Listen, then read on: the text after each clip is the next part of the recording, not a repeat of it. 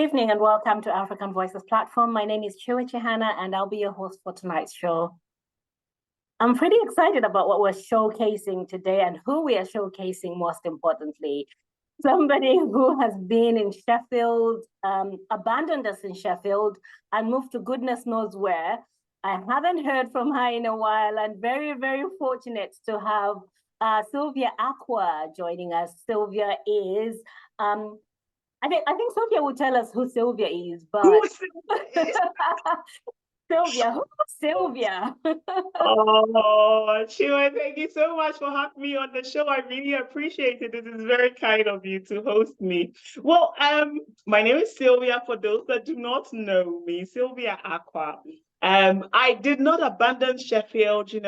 I found love in I found love in unlikely places, and I found it in Worksop. So while I was in uni in Sheffield, and I enjoyed being in Sheffield. Eventually, I met somebody also that was studying in Sheffield, but he was from Worksop. So if you've never heard Worksop, same as me. Before I met him, I didn't know what Worksop was about. But my husband had lived in Worksop, grown up in Worksop, and then when we got married, we essentially just moved and ended up in Worksop. So to introduce myself, I think a lot of people now know me for WestAF, which is like, at the moment anyway, the only African Caribbean shop in Worksop. And then prior to that, I was obviously in Sheffield. A lot of my work that I did in Sheffield was around refugees and asylum seekers. And I think that's how we met, isn't it? That's how you and I met. We were used to work in the same sector. Yeah, absolutely. Yeah. So I still do a bit of that. And I'm hoping that today we will talk about how that comes together with even, working on W2 and things like that. So I am a woman of many hats. Literally.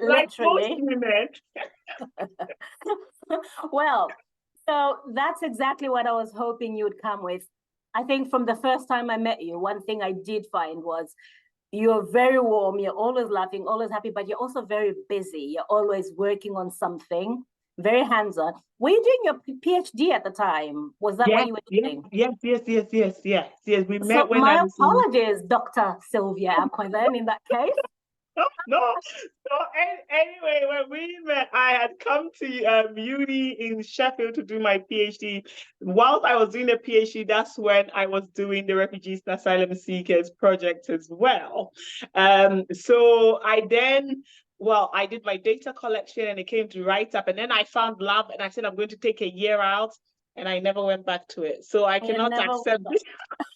Oh, did you not finish it then? Okay, I see. But so then the one thing that remains true is that you've continued to be an entrepreneur, because that's what you were doing with the refugee and asylum seeking women. Like I was saying, you're very good with your hands, but you're also very good with your brain, and you've moved on quite a lot. So today we're going to be talking about that journey.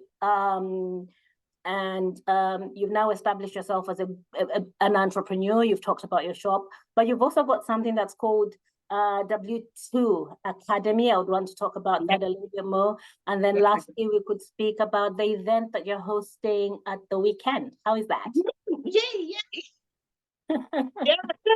definitely. I'm excited. I like to talk. So, let's do this. I love somebody who talks, then I can talk less. What is the W2 Academy?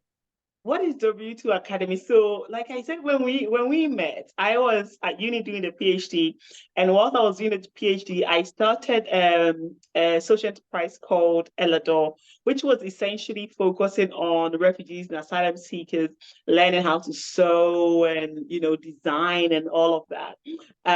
So when I moved into Worksop, I wanted to continue with that work.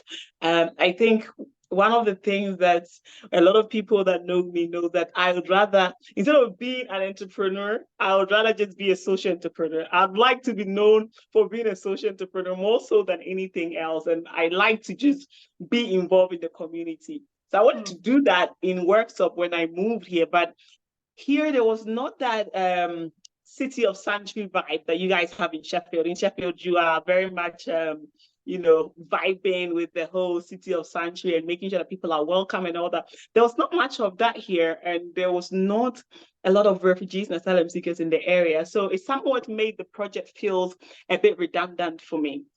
So that's when I thought, how can we still carry on with that social enterprise, but this time broaden it out a bit more to support a larger group of people. So that then became W2 Academy, which then encompassed not only doing the sewing and designing with refugees and asylum seekers. I opened that out to people that were out of work, and then just generally just opened the sewing workshop out to children and all that.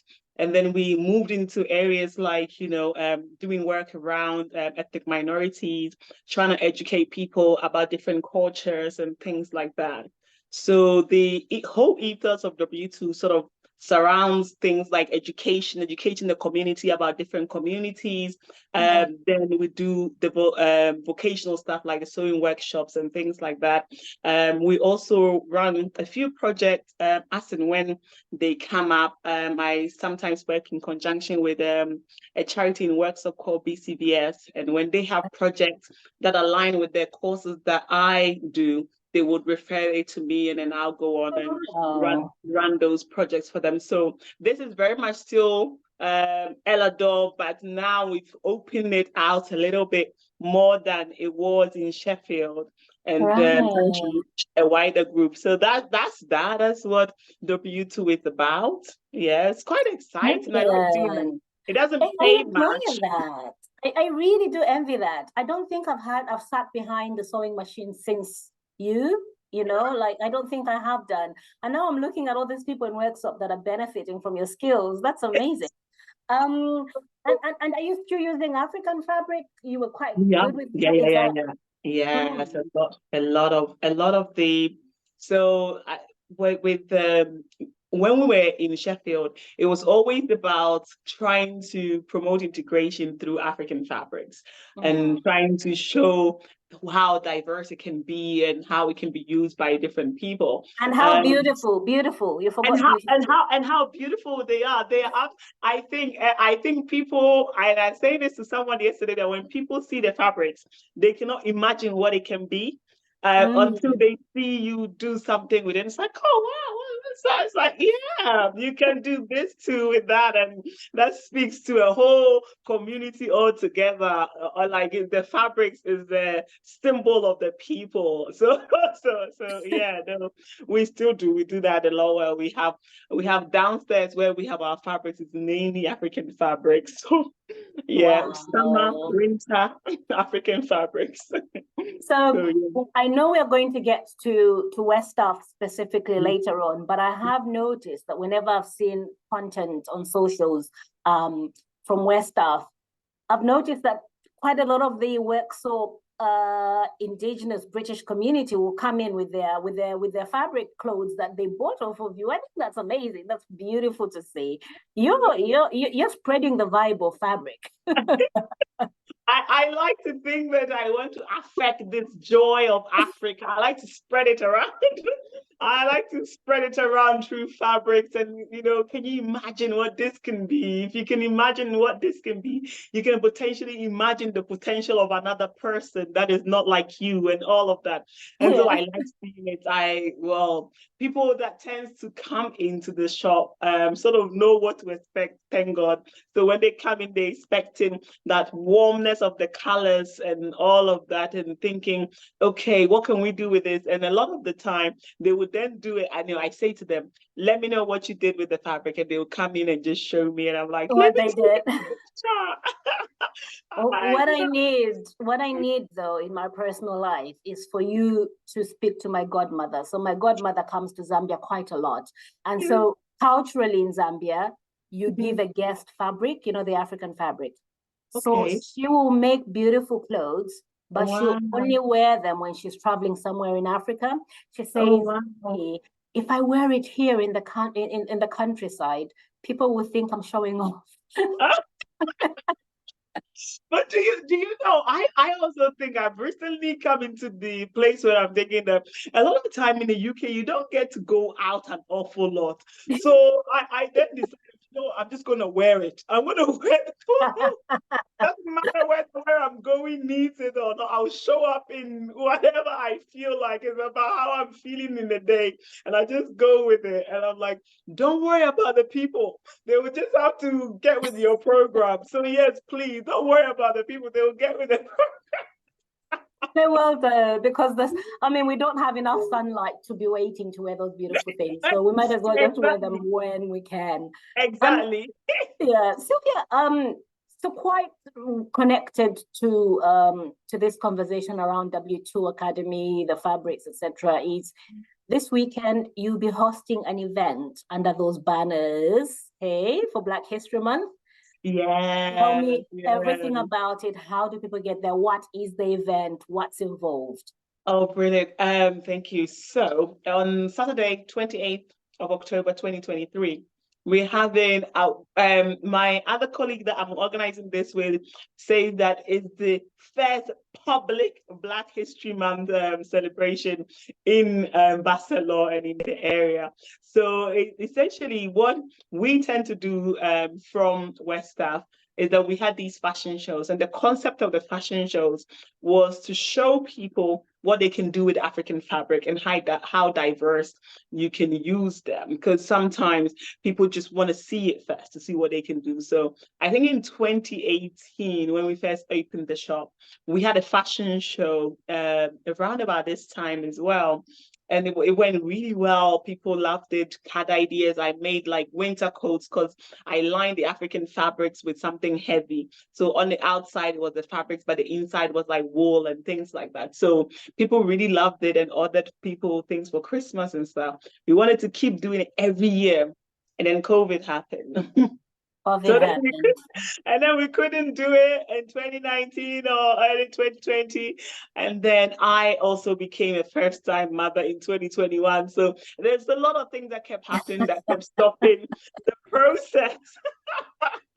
So eventually, this year, while I can go off on a tangent about how interestingly challenging motherhood is compared to entrepreneurship, I think it's harder than entrepreneurship.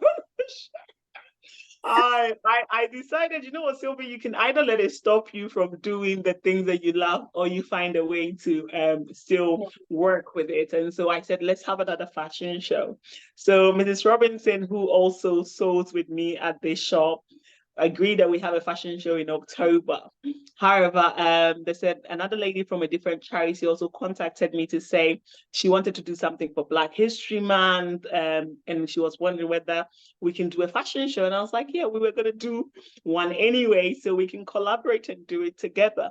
So Bola then obviously had the idea of, let's celebrate Black History Month and then do a fashion show as well with it. And so we then divided it into two sections where on Saturday from about 11 till 5 p.m. we're having a Black History Month exhibition that people come and experience Black culture, Black food at the town hall in Worksop. It's very fancy town hall.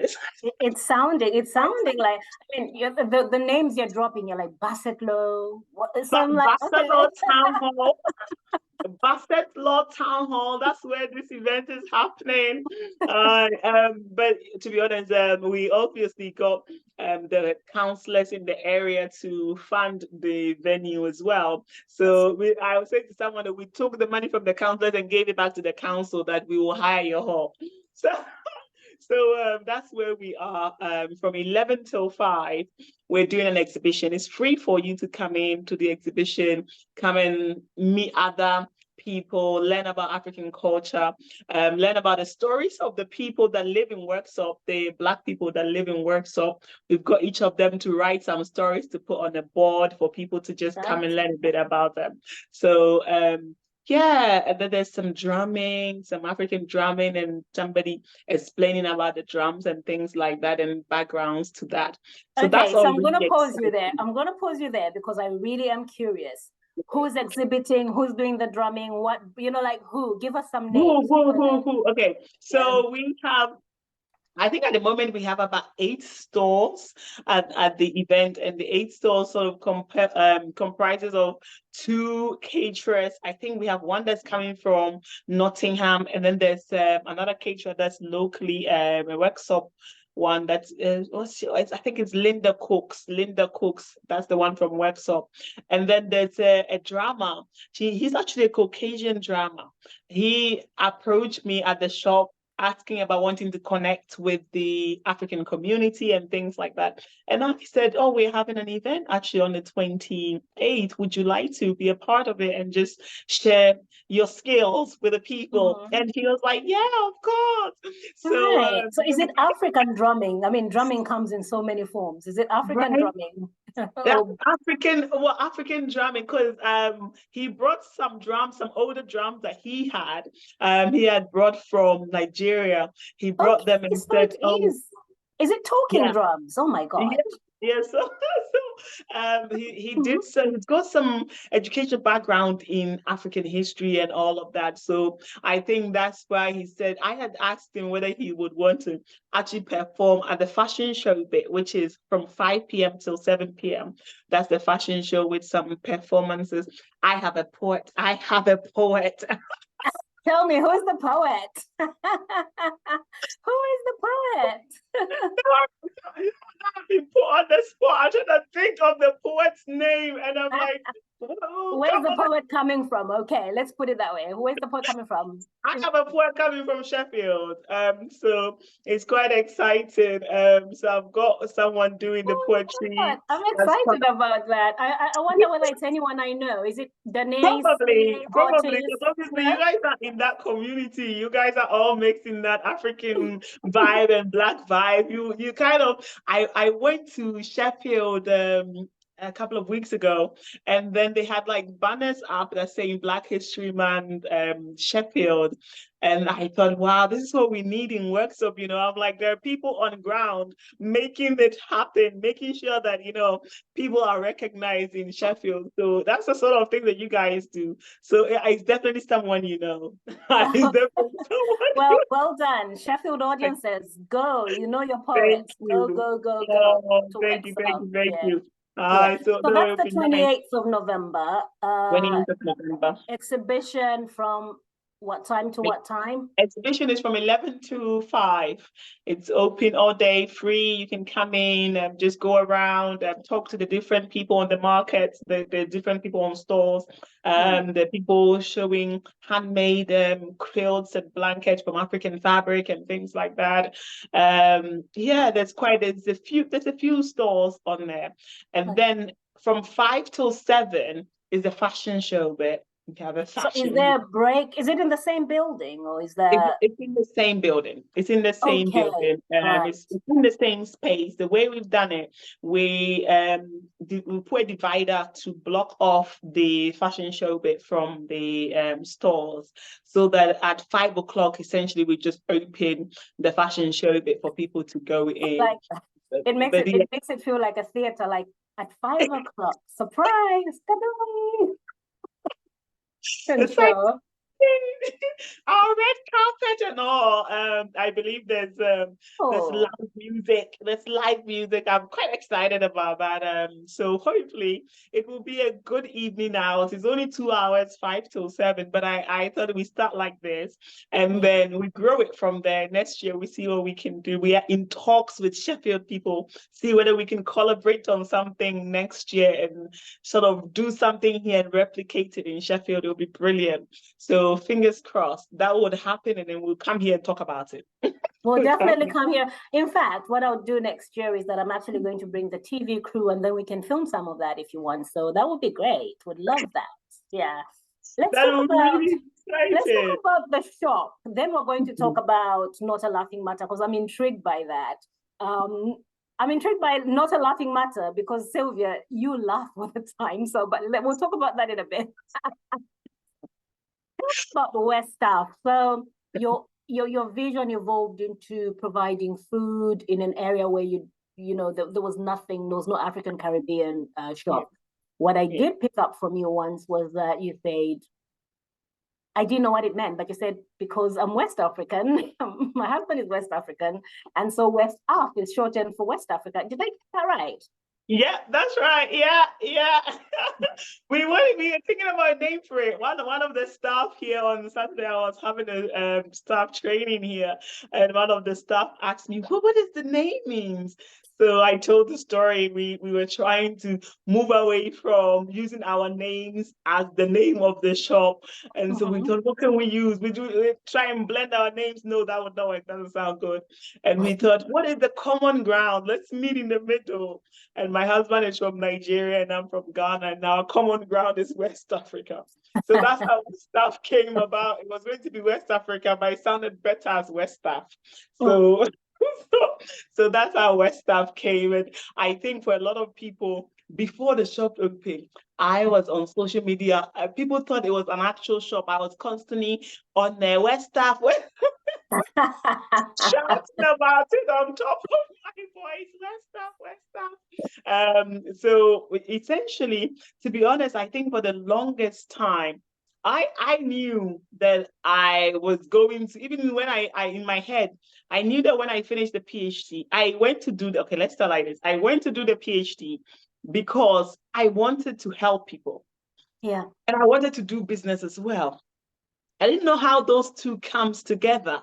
So somebody that I knew in Leicester, I did my first degree in Leicester, and Brother Peter that I used to go to church with in Leicester said, have you heard of social enterprises? I'm like, what is that? What does that mean? And he said, oh, you can actually do like help people, but still make money. And it didn't make sense to me at the time. And at that point, I was in a place in my life where I was working full-time, but I was not very fulfilled at the time. So I was looking at escaping from work, but I can't escape from work not to do anything. So I applied to do the PhD initially in Loughborough, but my supervisor moved to Sheffield. So I moved with him to Sheffield. That's how I ended up in Sheffield. And I was studying social enterprises and entrepreneurship and empowerment. So how the social enterprises empower people and empower the people that runs it and etc. So that was what my research was in. So I literally went to do it to try and understand how can I help people but still make money. Somebody make it all make sense for me. So my motivation for doing that. And so when it came to the point at the PhD, when I decided to open WestAF, stop the PhD and open WestAF, it felt to me like the knowledge that I went to get from the PhD, I have acquired it, and now I can put it in practice because ultimately I always knew that I would want to work for myself, and working for other people was not my journey. But how can I do it and help people and make money? That's what that PhD helped me understood how I can do that. So WestAF then was, okay, we're in this town now, there is no place for people to buy African food or hair products or anything. How can we help people access those things without having to travel to Sheffield or Nottingham, which is what people back in the day used to do? There's people still do that. Back in the day, yeah? Back in the yeah, transformative. I love that language. Yes. Some people still do it, and at the point that we opened it, it was trying to meet this need. I had understood that social enterprises was about meeting the need and helping people, and then reinvesting that money back into, you know, helping people and all of that. My husband, on the other hand, was not into going into business just to help people, so we could not officially register it as a social enterprise, but there was a heart behind it that was about give the people somewhere to go and shop and, you know, not having to do all that traveling. At the same time, it's a way where we can make money and grow something from ground up. So that's how it came up. We one day walked down the street of Worksop, see what shops are there. And I have a lot of connections in Sheffield when I think about it, because we went past this particular shop that we have for WestAF now. And both of us just thought, this is it. This is it. We just have to have this one. And I took the number down for the agent to ring, only for it to be a landlord based in Sheffield. I was like, don't worry, I'll go and meet it. We'll sort this out. amongst ourselves as Sheffield people. So it's actually the landlord then. Amongst ourselves as Sheffield, I like that, yeah. The landlord then said, yeah. Of course, I pitched it to him as, you know what, I personally don't have a lot of money for the shop. I don't have a lot of money for the shop, neither does my husband, but we want to do something that is needed in the community. And can you help us do that? And he said, how much can you afford? And so we literally had to tell him how much we were going to pay for the rent. And he agreed that, okay, you start 1 year on that rent, and then we see how it goes, and we see if we increase it or what happens. But because of COVID, we've never increased it. And, because there's, so it helps. That sort of heart to just help people has sort of been what fed into getting the shop, the landlord also understanding that heart and, supporting the business from that place. So yeah, so that's how we've been here now. What year was that? What year was that? 2018. Wow, yeah. So you did have to get into the COVID. But then in a way, I think the food industry, you could still trade because people needed food at the time.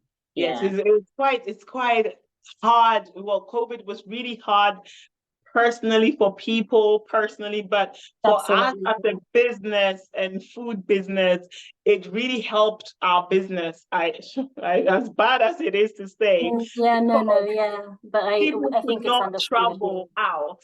And I think, and that's where for me, I think, okay, I'm a social entrepreneur to the core. That's what I am. Yes, I want to make money, but if I'm making the money and I'm not helping people, I lack a sense of fulfillment. And when COVID happened, as part of W2, we started a project where we were picking people's prescriptions and food shopping and delivering to them and all of that, because we run W2 upstairs from WestAF. So it's the same place, and we could do that, and people then could not travel to Sheffield or Nottingham to buy food stuff. And so they looked around to see what was around in their local area. And so a lot of the people that found the shop found it during COVID time when they couldn't go out. And then we then did a lot of delivering to people then through the COVID time. So the shop essentially really grew during that COVID time because we had the food. And for a while, you know what? I kept saying to my husband, this food bit is not doing anything. Let's take it out and put something there. Oh my God. When we first opened the shop, because if you know Worksop at all, or if you've ever been, it's predominantly Caucasian. It's very Caucasian. And so when we first opened it, even though people came on board to help, understood that, they were excited about having the shop here, they couldn't get the food bit. And we would do recipe shares for them to come and learn about different African recipes and taste the African food and things like that. But it never really took off, and we were selling more of the African fabric, doing more sewing workshops, even selling more hair products and things like that. And I was like, maybe we should just put more hair products at the back there. But then COVID happened, and suddenly the only reason why we could keep WestAF open was because of the food. So and has the demographic of the customers purchasing food changed? Do people now find themselves being a bit more familiar with the kind of food that you trade in? Yeah, no, there's a lot more, I suppose, Caucasians that come and try the foods more. But however, the last year or so, we've obviously also seen borders being opened. Our borders been opened a little bit more. So we've had quite a few people from Ghana, Zimbabwe, and Nigeria that's moved. Especially for medical personnel, there's been a lot. Medical personnel coming in, So you've got a market that's growing. That is, yes. Oh, definitely. That has definitely helped the business as well, because we now have a larger clientele looking to purchase food mainly. So now it's mainly, you come here and a lot of your sales is essentially on their foods, more so than all the other places. But we can't complain. We're grateful. You're grateful. No, I'm happy for you. I'm really happy for you. Do you know what I've just realized as well? I'm so embarrassed, but in this whole conversation, we're talking about your husband, your babies. When you and I were last interacting or seeing each other, You were not a married woman. You did not have babies. You did not have a man. So congratulations. I forgot to do that. Oh, one day we should have a whole conversation about this, whether You've muted yourself by accident. You've muted yourself, yeah. Yeah, we should have a whole conversation about whether then I lost you, but go on. Okay. So I'm back. It's because there was a call coming through. But what was it? So one day we should have a whole conversation about the whole marriage thing and the baby thing, because it's a lot of work, It's so I You're remember. glowing. I mean, to think you used to glow anyway, you're glowing more. So I'm sure it's working. And then there was a little bit about Santorini there that when we catch up, we need to talk about Santorini. And then people kept saying to me, "Oh, enjoy it, enjoy it." And obviously, there are people that have different pregnancies, and Yeah, oh, I had one of the difficult ones where you were sick throughout, and I was trying to understand what exactly are we supposed to be enjoying here. But you know what? It's okay. Because people are saying I should, so I should suck it up. And I think that is problematic, isn't it? Like where people don't expect you to complain in a situation where you're actually struggling because they just say, you're blessed. Oh, it's a beautiful thing. Of course it is, but I'm not doing well, people. I'm not fine. I'll take the help. I'll take the babysitting, please. But thank you. Two children you now have, Sylvia? Is it two? No, I only have the one. You have the one, and you had oh bless. Well, that's all I can stomach right now until at the right time. But right now, further notice. Well, congratulations. And you've been doing all this whilst being a mother, a wife. Wow. But you have to do it. You have to do it. You have to do it. Otherwise, the time goes, isn't it? The time just goes by. Before you know it, you're like, yeah. 5 years is gone. What have I done? And I am such a goal-oriented person that if I didn't carry on doing the things, I will look back in 5 years' time, reflect, and be like, So I just sat here, let all that time pass. So I'm quite grateful. Thank you for the congratulations for the husband, because the husband is very helpful. So I'm grateful for him and supporting, and still I tell young girls that, you know what, just find you one that is supportive. That's all you need, nothing else. Just support. Because it helps to be able to go off and do all these other things that I want to do, and he's really supportive and encouraging, like, yeah, no, you go out, be there at this time. It requires a bit of scheduling, but he comes through. So no, I'm grateful for that. I'm grateful for that human resource. So so to our audiences, whatever you do, Black couples do exist. Sylvia, so apart from birthing a human being and birthing shops, did I get it right that you've recently also birthed a talk show? Am I right? And it's not a laughing matter, right? It's not. It's called Not a Laughing Matter. Do you know? Because I laugh so much. People normally say to me when they're talking and that they're being serious, and I'm laughing. They're like, "Oh, Sylvia, this is not a laughing matter." So when I got the opportunity to do this show, I said, "Can we call it Not a Laughing Matter?" And they agree. So it's called Not a Laughing Matter. It reminds me that this is serious, Sylvia. So you're kind of taking back ownership of that and then using it to center yourself as you're doing the show. Exactly. So what's the idea with the show? What do you do with it? Yeah. So Not a Laughing Matter is an entrepreneurship show. I absolutely, obviously, I love being an entrepreneur, as challenging as it might be.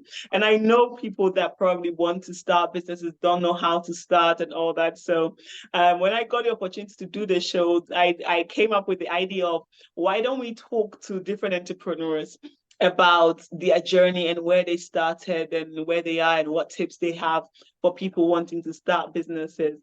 So we do a lot of that on the show, and aside that, the other things we focus on is different topics and trying to connect people to the right organizations to help them in the entrepreneurship journeys.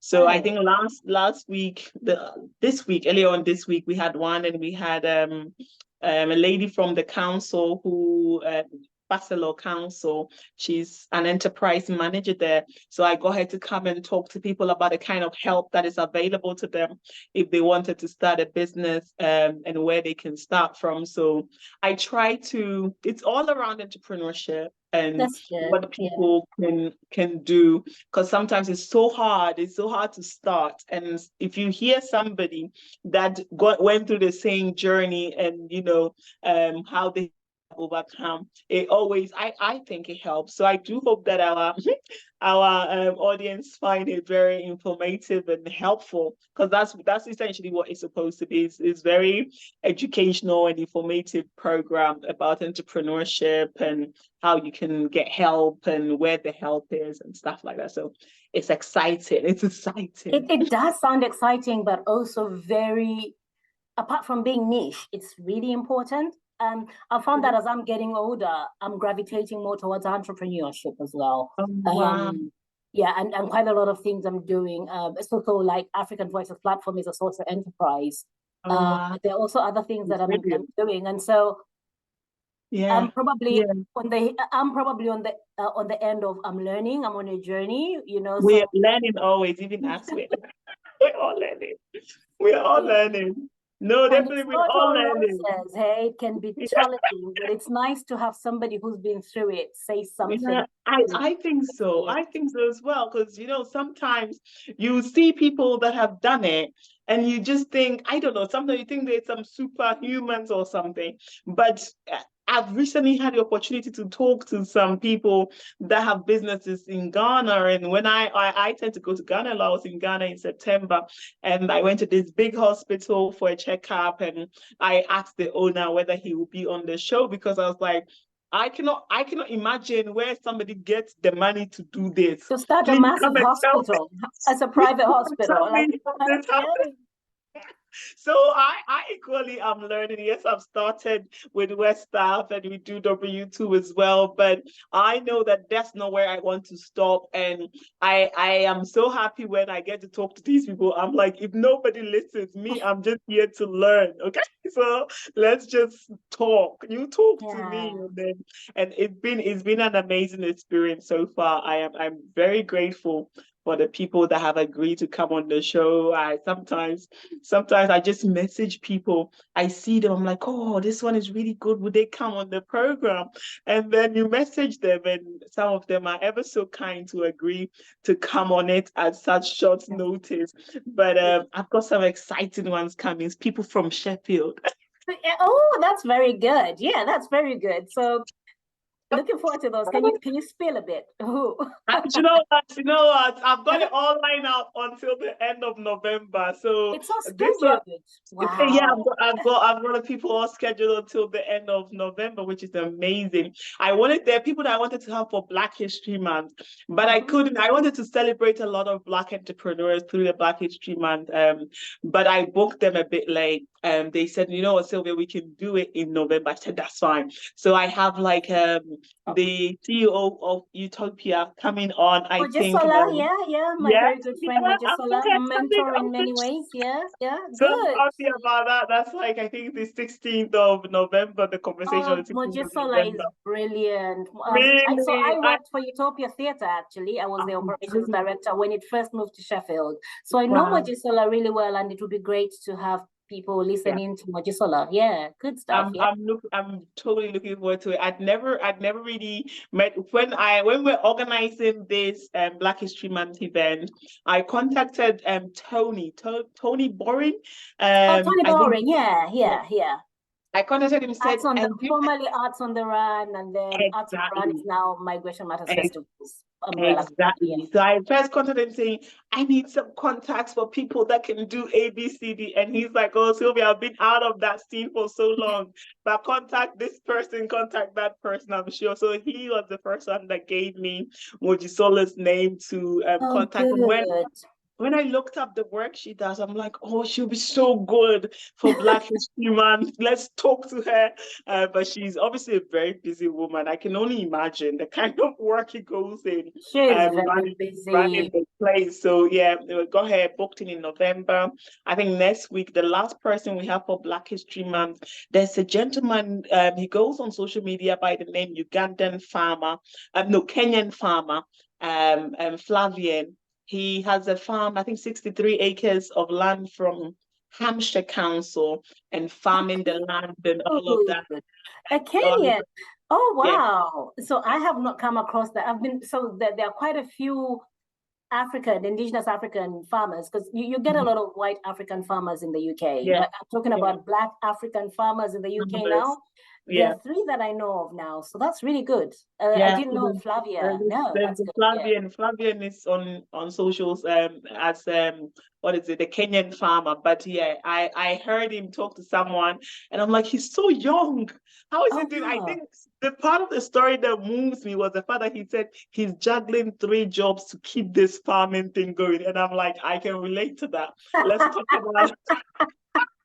Let's talk about that more. Let's have a conversation about how we entrepreneurs sometimes just have to juggle so much to keep that vision and all of that. So yeah, I've got him on next week, Monday, the 30th, and then we have somebody in Nigeria that's doing conservation work. And I think I wanted him on the show because I'm like, we don't hear a lot of that work being done by Africans, but there are people out there like that literally cares about the environment, and all the work that he does is around taking care of the environment. So I'm like, come on. So I've collected a whole list of them for November. I'm like, oh, I'm looking forward to it. It really makes me excited to get to talk to all these people. I feel excited for you. I feel like, oh my goodness, should I tune into that?